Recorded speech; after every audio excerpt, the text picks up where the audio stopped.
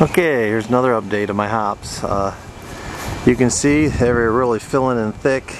They're all doing extremely well. We've had some good weather, a lot of wind. We got a lot of wind damage on the leaves, some of the vines and some of the runners snapped off, but all in all doing pretty good. Here's a shot of the Cascade here. A lot of runners hanging down. Got a lot of burrs or flowers. Looks like I'm going to get an extremely good crop off the Cascades this year. Especially with the Cascades. I cleared off my grass mulch, but all these little vines or shoots coming up. You can show you how many I have. I do this twice a week. I trim off that many. So those are growing extremely well. As you can see on the bottom of that, and the Goldings here, I've stripped off all the vegetation and leaves and stuff for the first, it's got to be a couple feet just to help the airflow. And while we're on it, let's look at the Goldings here. Doing extremely well. They were all, the Goldings and the Cascades were about 4 or 5 foot over the top of my system.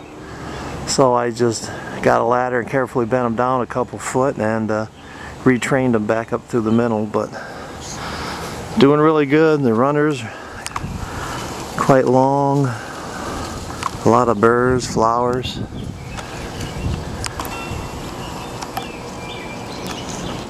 Okay, there's the Hallertau's. Foliage isn't quite as thick, definitely is not as thick as the Cascades or the Goldings, but I noticed the other day as I was out here looking up toward the top, I'm getting quite a few hop cones starting on her there. It really surprised me. There's more as you go up. There's some silhouetted against the sky, but considering last year I had 0 cones off it, so looks like that will be my first harvest coming up. I don't know when, a month or so probably. Just unbelievable the results from last year and this year. And then there's the Willamettes. As you remember from the first video, I replanted this year. Something devoured them last year. Doing real good. Got some runners. Not expecting really anything off them, but it's got to be 10 foot, 10 and a half, somewhere in that area.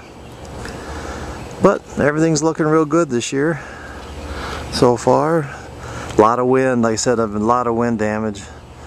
A lot of busted vines, a lot of busted runners, but not much I can do about that. So just hope for the best and hope everything just keeps growing good. So like always, keep brewing.